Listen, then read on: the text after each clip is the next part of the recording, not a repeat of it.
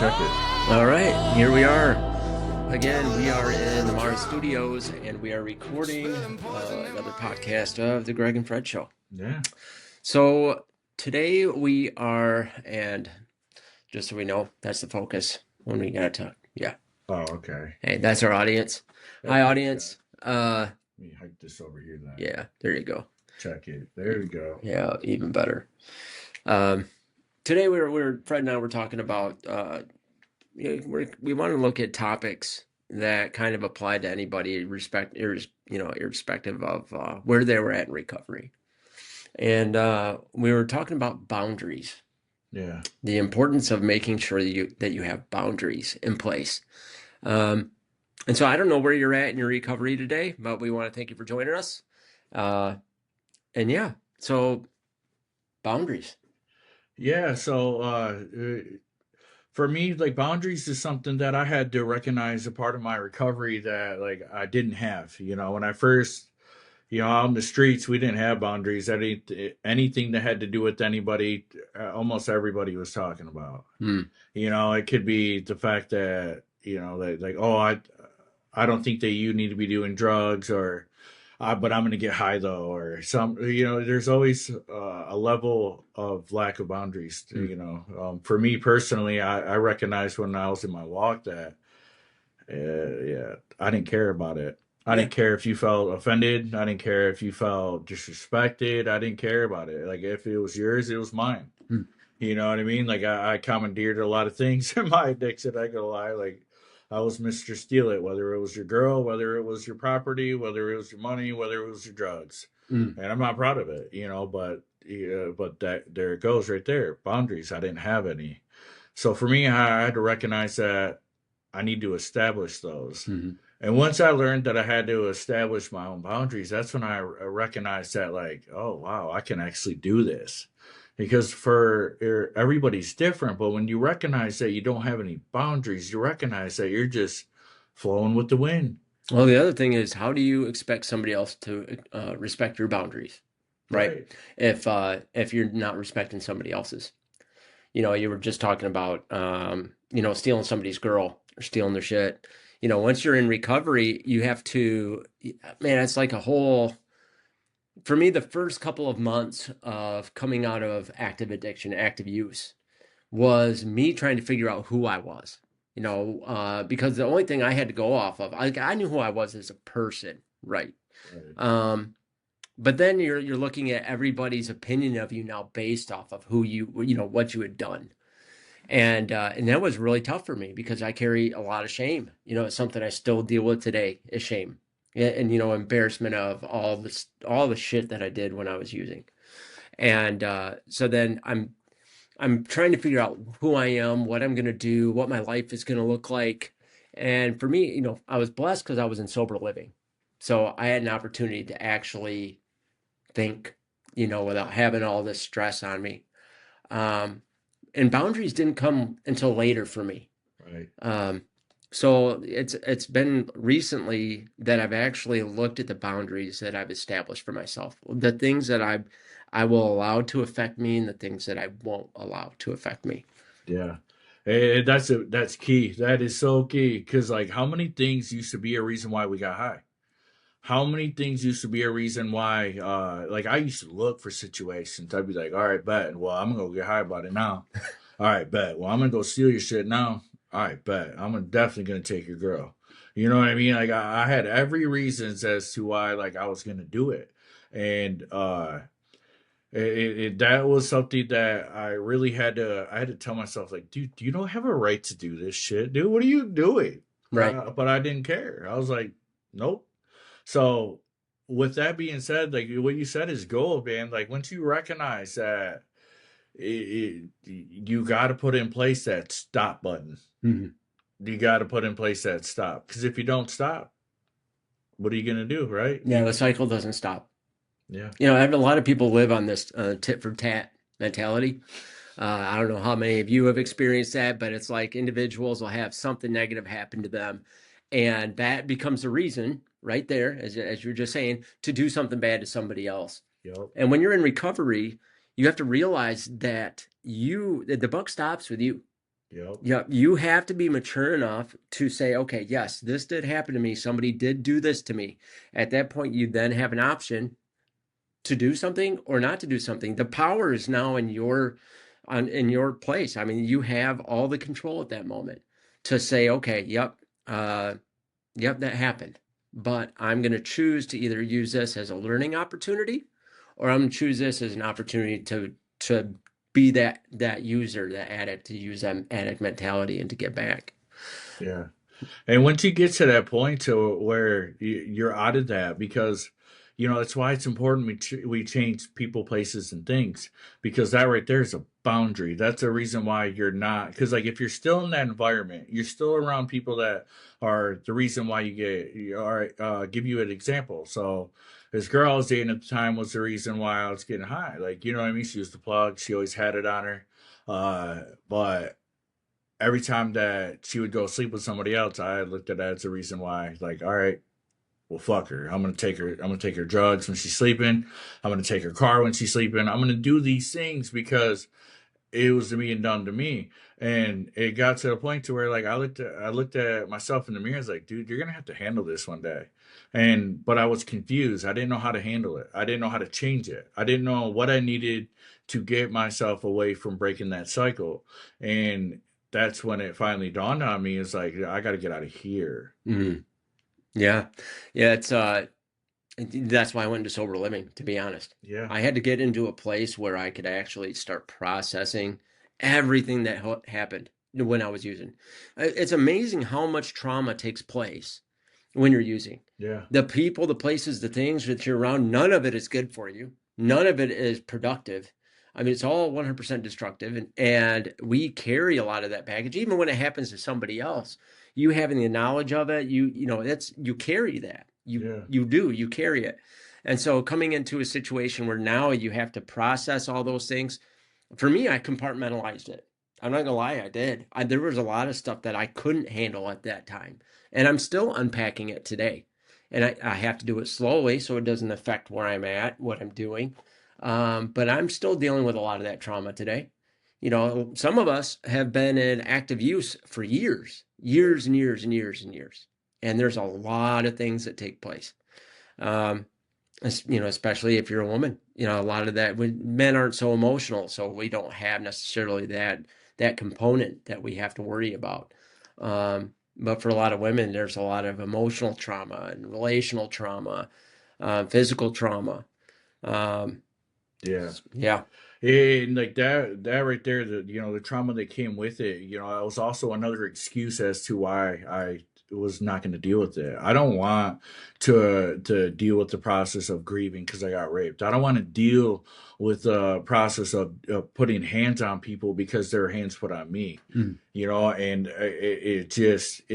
I didn't want to deal with all of that. I didn't want to deal with the fact that I felt like a letdown and a failure. I didn't want to deal with that. So it was always an excuse. And then then again, when you get to that point to where you had enough, and then that's where you're like, all right, I gotta set boundaries within myself. Mm. Amen. Absolutely.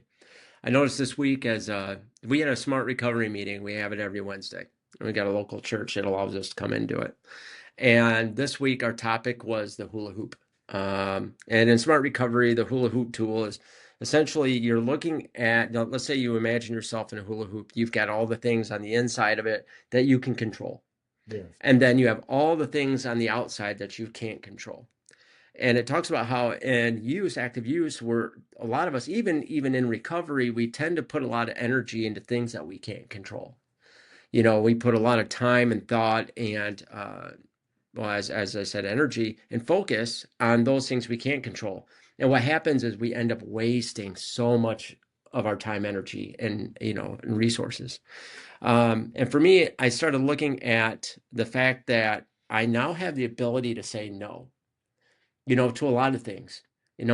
For instance, thoughts, urges, cravings, I can say no. People, places, and things when they present themselves, I can say no. And I can feel good about doing it. Right. And that wasn't always easy. No. Yeah, it was not easy for me. Yeah. It's getting to that point where you're like, you're not gonna do that. it has to be, you have to tell yourself you're not going to do that, because I recognize anybody that tells me I'm not going to do that, I'm doing it. Yeah. I'm doing it. Yeah. You're not gonna tell me that I'm not gonna do something. Right. But when I got to that point to where I was like, you're not gonna do those drugs. You're not gonna go steal that car. There's sometimes where we drive around and I see like a trailer or something that's like not locked. I'm like, ooh, commandeered. But I'm like, you're not gonna do that. Even though those thoughts, like, do you have them? You don't have to act on them. Hmm. So it's choosing to, because it's choosing to have that thought in between action and reaction. It's taking that time to be like, oh no, you're not going to do that. I mean, look how far you got. Mm. But it takes discipline. It takes real drive. It takes ambition to get you right. And there's a lot of things that play into that. But let's not overcomplicate that. It's really just telling yourself no. Right. That's what the beginning phase of addiction, or beating addiction, is just being like, no, I'm not. Right. I've had enough. I'm sick of stealing. I'm sick of having people, coming from behind and trying to knock me out. I'm sick of people trying to set me up and trying to get me killed, trying to knock me off. I'm sick of the rumors. I'm sick of the lies, and I know there's people out there that are sick of the same things. Right. But there's also people out there that are afraid of setting their own self boundaries. Hmm. Yeah, there's some people that just don't care. Yeah. And we're always going to run into that. And what I've done is this: is I've decided to do at my best to always make the next right decision. Absolutely. I remember the first time I heard that phrase. But coming out of addiction and being in recovery and looking just at my life, I'm 45 years old, about to be 46. I'm looking at the fact that this is the truest thing in life. What goes around comes around. Oh, for sure. What goes around comes around. That's a hula hoop. Truest, yeah, that's a hula hoop, all right. But it is. I mean, no matter what we do, what you do to somebody will come back to you in one way or another. Oh, it does. Yeah. And it's, when you're doing things for the right reason, sometimes shitty things happen to you. Like, and it's hard sometimes because you can be living the best life possible that you can, and things still happen. It doesn't stop the bad things from happening to you, but your perspective then begins to shift and to change. And you're like, okay, well, I may not understand why this happened, but I have faith that what's gonna come out of it is somehow gonna be better. Um, so yeah, Yeah. yeah. So I want to expand on a hula hoop. So it just dawned on me, just thinking about it, right? So, all right. So your first step is doing drugs, right? Mm. And this is how it's going to come full circle. I can't wait for the aha moment out of this too. And this is Jesus putting it on my heart, not me. So you start off, you're at a party, you do drugs, right? You don't think about where it ends up. You don't think about what that getting high first looks like. At the beginning, it's fun. You're all together. Maybe some of you are freestyling off in the corner. Maybe there's a DJ just out there killing it. Maybe there's like, you're around a girl and she likes you more when you're high. Maybe it's a dude and like he likes you more when you're high. And maybe it's just you're out of your shell. You're not some sheltered kid anymore. Maybe it's you finally feeling like, oh, these chains are off of you. But that's where the confusion lies, right? So like after that phase, because it's a phase thing. After that, Yeah, it it's is. a phase thing. Yeah, So it is. like after that phase is done, then it comes to where you're waking up and the first thing you think is like, oh shoot, my bag's gone. I got to figure out how to get it back. Or maybe you're the plug, and then you're in this phase where like, oh, I can't have this girl stay here. I can't have these people in this house. And then you realize you went from the fun phase to now it's a marketplace phase. Mm. Then you got people that are trying to get you, trying to knock you off line, because then it comes to the phase where people are snitching on you, Hmm. right? Then comes the danger phase where if you're climbing the ladder and you're on somebody else's territory, now you're selling drugs on their block. You Yeah. know what happens when you do that? You get set up by the plug. Hmm. It could be a girl. It could be your dog. It could be your boy. It could be your brother. It could be your sister. It could be your mother. It could be your dad. There's no boundaries. Hmm. You see what I did there? There's no boundaries to Hmm. that. And then what happens after that, right? So say you get set up. Say you got caught with the little bag. Well, either there's one or two things. One person's going to snitch. The other person's not going to say nothing, right?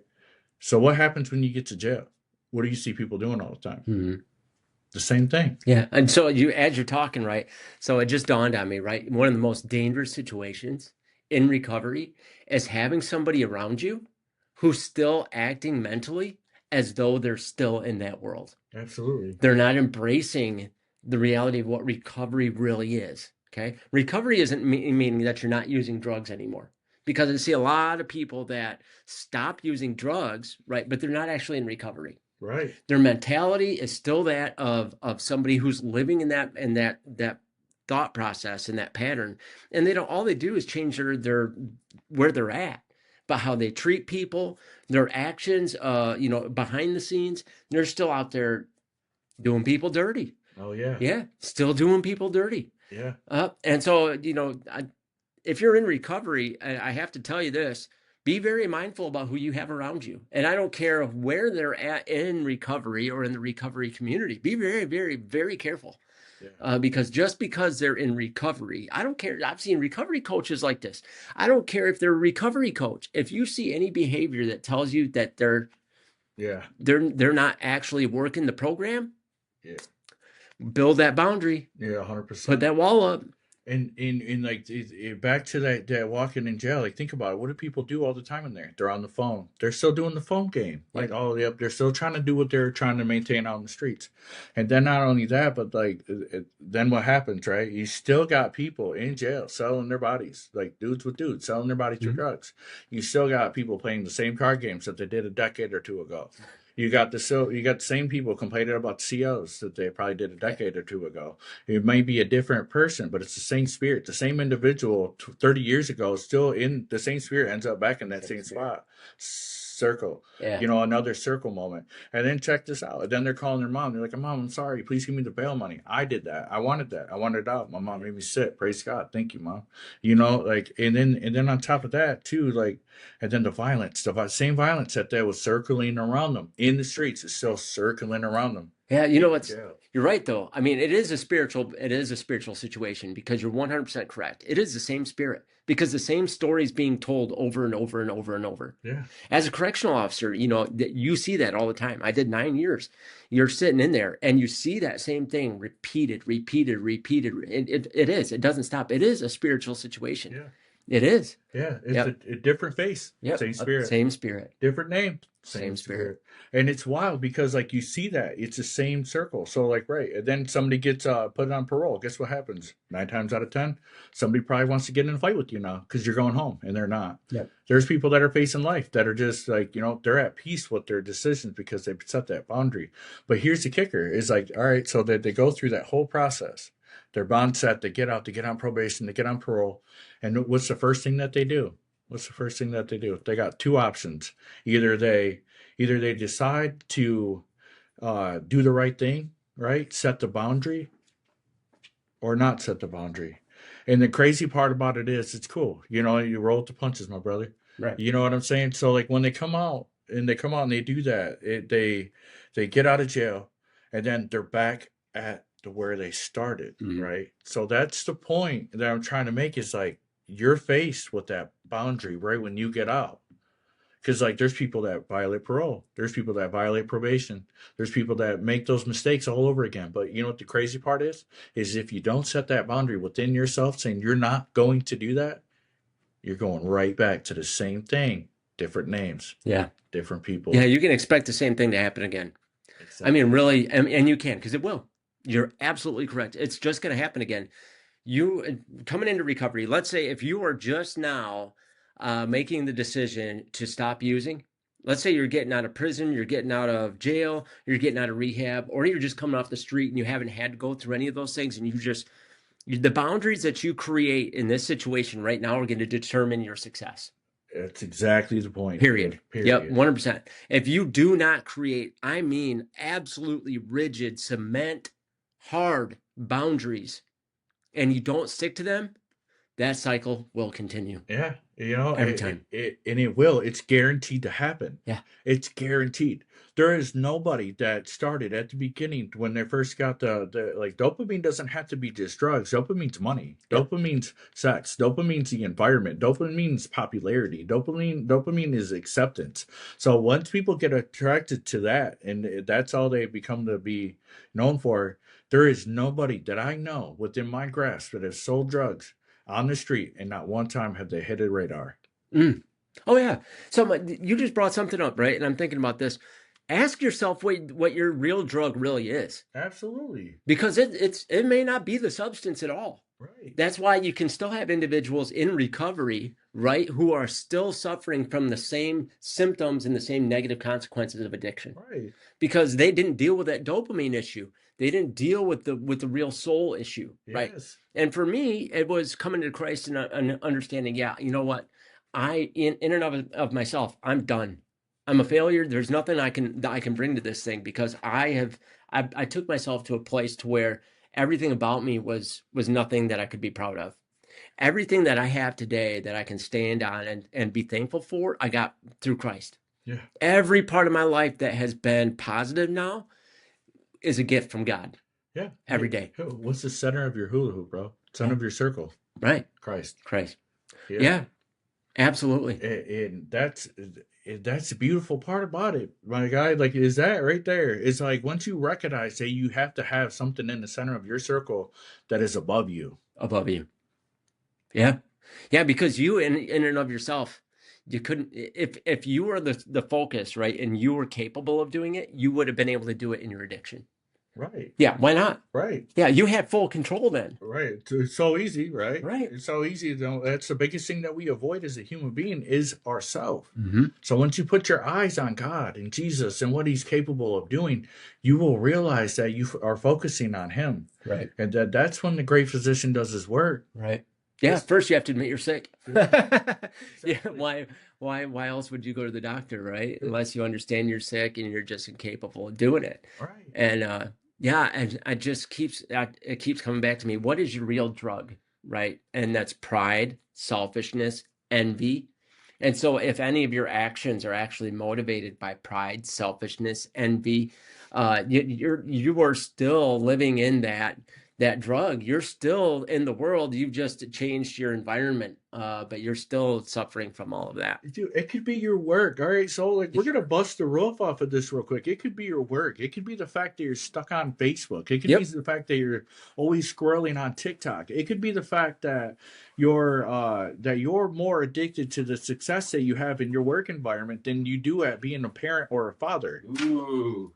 It could be the fact that you're more addicted to the fact that you're getting that acceptance, that power that you don't have at home because you have to submit to your husband. Mm. Yeah. I'm ruffling feathers here. It could be a lot of things that people are. They're like, wow, that dude got bought. That girl's a slut. She's a hooker. That girl's you know what I mean? This, that, and the other. But like, okay, so the fact that you're sleeping outside of your marriage doesn't mean you're addicted to sex, though, right? So like people are so quick to like out somebody and ostracize somebody because they got caught up in addiction. But you know what the difference between an addict and a person that's refusing the fact that they have addictive behavior elsewhere in life is the fact that an addict that can rebuild himself is likely to be more successful than the individual that doesn't not understand what he has. Mm. Absolutely. That is real. That's why as a recovery coach or being in recovery work, right? I love looking at individuals, because when you get it right and you come to the table and you put everything on the table and you're honest with yourself about Yes. yourself, and you're really focused on seeing the shortcomings and giving it all out there, that person has more potential than anybody. I mean, for real, they can impact so many people's lives, and all the negative that they did can actually turn to positive. Yeah. And I absolutely love it. Like, we had that one guy, and I'm not going to mention names, but he came up that day, right? And he said, this is the first time that somebody has spoken hope to me in what years, Yeah. right? From the very beginning of his situation, he came in, he just got out of prison. He just sat down out of family, friends. For years, this man had not heard a message of hope, but he came in, he put everything on the table. He was honest about where he was at, what he had done, the situation. Bro, that's the wild part about that is that man is he takes accountability. Yeah. He took accountability, and his only responsibility is maintain focuses is getting him better. Yeah. Dude, he walked into the facility needing help. All he needed was encouragement. Right. And he had to know that it was 100% possible, that his past didn't dictate his future, that everything that was laid out in front of him that he wanted to do, that was a dream, was could be a reality.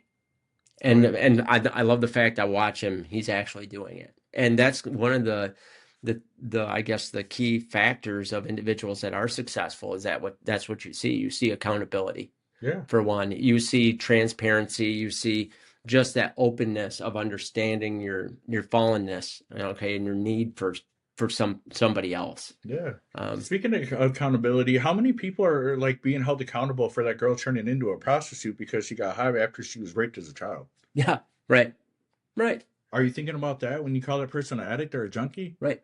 You know, Oh like, yeah, let's hit that for a second, man. And just the word game, right? The stigma that we try to put on people, these categories, we try to put people in these boxes. I can remember, and this was something for me that was it was kind of shook me up a little bit. One day I was walking the yard, I was at a prison, and this guy was in there for molesting a bunch of kids. Right. right, So on the yard, the last thing you want to do is associate with somebody like that. But somebody told me go hear this guy's story. Okay. And I'm not justifying what this guy did in his actions, right? right, But I heard his story. And the story was that from an infant on, he was actually molested by his family, right, his family members. Okay.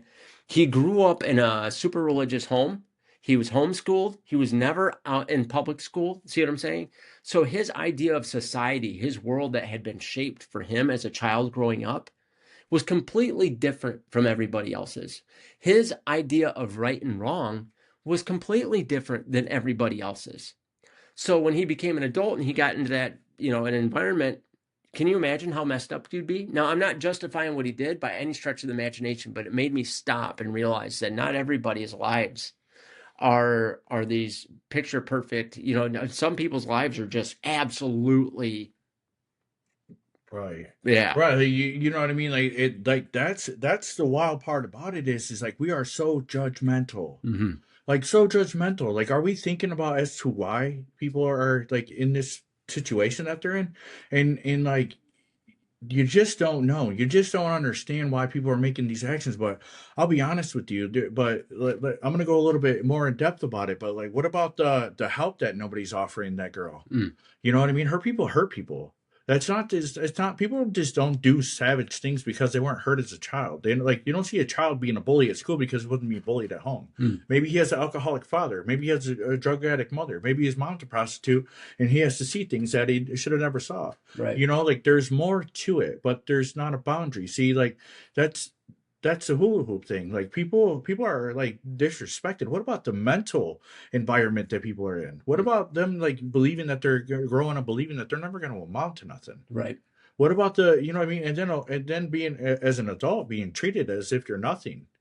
That only stems right into that environment. Right. There's so many things that happen to an individual that people just don't they don't ask why Right. enough. Oh, yeah, you're absolutely correct. Yeah, taking the time to ask why. Yeah. How many of us actually stop and ask that question? Yeah. And we're so quick to move into the next phase of okay, just making a judgment call, and you're 100% correct. And I think as we look at recovery and as we look at who we are as individuals, it's we're gonna have to start taking time to just slow down, absolutely slow down. And I think in this world we're moving at such a fast pace with everything that we're doing. Sometimes we don't even take time to think before we act or we speak, and it has repercussions, and it reverberates all the way down through our lives. And sometimes it's just that one little comment that can have that impact. Absolutely. It doesn't have to be this huge action that takes place. Yeah. So we kind of went this way and that way in regards to boundaries, but there's a lot that goes around the idea of, or the concept of boundaries and the importance of them. And this week, I kind of want to challenge you guys to think about the boundaries that you have. Look at what boundaries you have in place for yourself. How are you protecting your peace? How are you protecting your recovery? Uh, Yeah. yeah, And to go along with that too is like, what is your boundary? Like, are you thinking about why you feel the way that you feel about yourself? Like, are you discovering that? Are you taking enough time to like to heal with you? Like, are you? Like why do you think negatively about yourself? Mm. Why do you feel like you're obligated to still get high? That's why I mean, like we might have been bouncing back and forth between all of that, but if you look at a lot of it, every single thing that we've said here today, it really boils down to why am I in addiction? Mm. What haven't I dealt with? And who caused me to feel this way? That's a great point. What haven't I dealt with? Yeah. Yeah. And protecting yourself so that you don't continue in that cycle. Yeah. That's what the boundary is. And if you're a mom or a dad, like what did your parents do to you that was so bad for you to not believe that you're a good enough mother or father? Mm. Like what? Just because the world called you an addict doesn't mean you can't rebuild. Doesn't mean you can't re-identify. Right. That is a lie. That is a lie. Yeah. I'm not like I get to. I was homeless. I'm showering every day. Yeah. My man over here, he's homeless too. He showers every day. Built this. Hello. Like none of this would exist if I believed that I wasn't enough. Yeah. And I challenge everybody to find it in you to start telling yourself that you deserve it, Right. that you're worth it, that you are a good mom, that you do have good traits. But you gotta remove that toxic right out of you though. Yeah. There's elements in your life that you're gonna have to cut straight out. Yeah. And some of it's gonna be in you. Absolutely. The lies. Whatever it's a man is a slave to whatever masters him. Yeah. Okay. And that can be thoughts in yourself, and absolutely correct, the lies that you have absorbed. And some people don't ask themselves, where did this lie come from? Why do I feel this way about myself? Like you're saying, Yeah. And creating a boundary, that boundary right there of not allowing those lies to impact you and to control the decisions that you're making next. You're absolutely correct. You're absolutely right. You have to ask yourself, where did this originate? Why is it there? Is it true? Yeah. And 99% of the time, it's going to be a lie from the devil that was somehow put into you by somebody that you cared about, or that somebody that cared about you. Mhm. And people that care about us are still wrong all the time. Right. People you care about are wrong all the time. That's why the only truth I want to look at in terms of who I am is who I'm looking at, okay? Who I allowed to live through me, and that's Christ. That's why we can't look at ourselves. We can't, because if we looked at ourselves, we are failures, we are incomplete. I want to be a reflection of Christ. And when somebody else looks at me, I want them to see Christ. Yeah. I want to allow Christ to live through me to where individuals are impacted by him through me in some way. Yeah. All right. Well, yeah. Any encouragement for people? Yeah. Anybody oh man, I'm not even gonna start it off like that. If you are struggling right now, and if you feel that you're at that line to where you don't know which way to go, you don't feel like it's capable for you, and you want to, and if you feel like everybody's only saying these negative things about you, I want you to know you got to redesign your character. Hmm. You got to do that. You can't allow people to tell you you're not going to be successful and then be upset about the fact that you're not successful because you allowed what they said to carry power over you. And I'm going to tell you something about an addict, right? An addict that can go out there and hustle and get drugs every day can go get money, and provide for their family every day. Absolutely. If a crackhead can go get crackhead every day, yeah, you can go to work every day. Yeah, you can hustle that cash. There's 1,001 ways to make cash legally, right? And in a way that doesn't damage or hurt somebody else. It absolutely take all that ambition, take that energy, take that drive, and put it towards something positive. Absolutely. And that's why that's kind of up to us too, as individuals that are in recovery who've had success, to be able to share that and pass that on, to work with individuals, and that's what we do every day.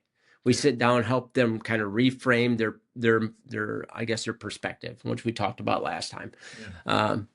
It's whatever boundaries that you have. We encourage you to create some good, strong, positive boundaries. Don't allow the lies that other people speak about you to impact you. Don't allow those lies to take root, and don't cut those people right out of your life. The people, places, and things, cut them right out. If that person isn't there believing in you 100%, get them out of your circle. Yeah. Get them out of your circle. They will do nothing but poison. They're nothing but cancer, and you will never have the success that you could have with somebody like that around you. They will tear you down every second they get. Every chance. Yep. And it may not even be purposeful. They may not actually understand what they're doing when they do it. I've met a lot of good intentioned people that were just bad people. Yeah. You know, you can be a good intentioned person and still be a piece of shit. Yeah. You know, it's true. So we want to encourage you to look at who you have around you. Be careful about who you allow around you. Create good, strong boundaries that are healthy, and ask yourself where these thoughts originated from as you're moving forward every day. Take that time to stop and slow down, and ask yourself why, where, who, how, and then take it back to Christ. Yeah, 100%. Yeah, take it back to Christ. Take every thought captive. And also to add to that, like you got two things in life: either you're being the influence or you're the influencer, and you will face those. You'll face that every day in life. So you gotta take in consideration, how are you being influenced, and how are you going to be a better influencer. That's all I got. Yeah, absolutely. All right, everybody, we encourage you, if you're in Michigan and you're listening to this, depending on what county you're on or you're in, go to mirecoveryresources.com. Again, that's mirecoveryresources.com. There we have tons of resources for individuals, and that only continues to grow every week.